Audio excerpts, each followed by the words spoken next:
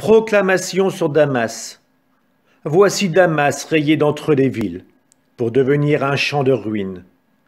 Abandonnées, les villes d'Aroër seront livrées aux troupeaux.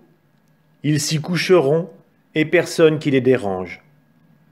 Éphraïm sera privé de forteresse, et Damas de royauté.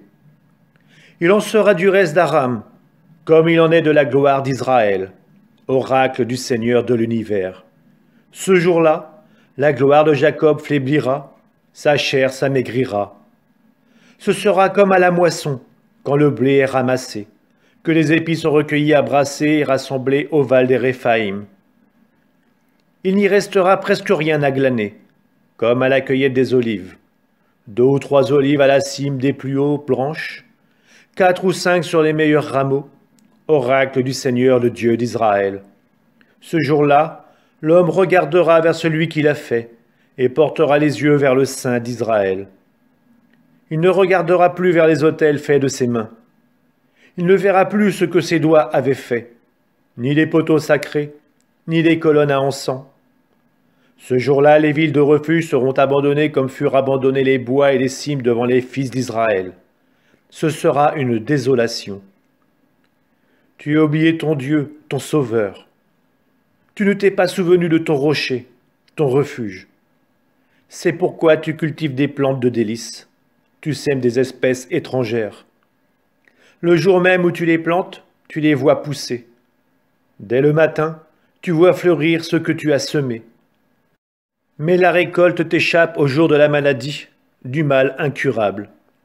Malheur, c'est le grondement de peuples innombrables qui grondent comme gronde la mer, le rugissement de nations qui rugissent comme rugissent les eaux puissantes. Ces nations rugissent comme rugissent les grandes eaux. Mais le Seigneur les menace, elles fuient au loin, chassées comme la paille par le vent des montagnes, comme le tourbillon par l'ouragan. Le soir venu, c'est l'épouvante. Alors le matin, elles ne sont plus.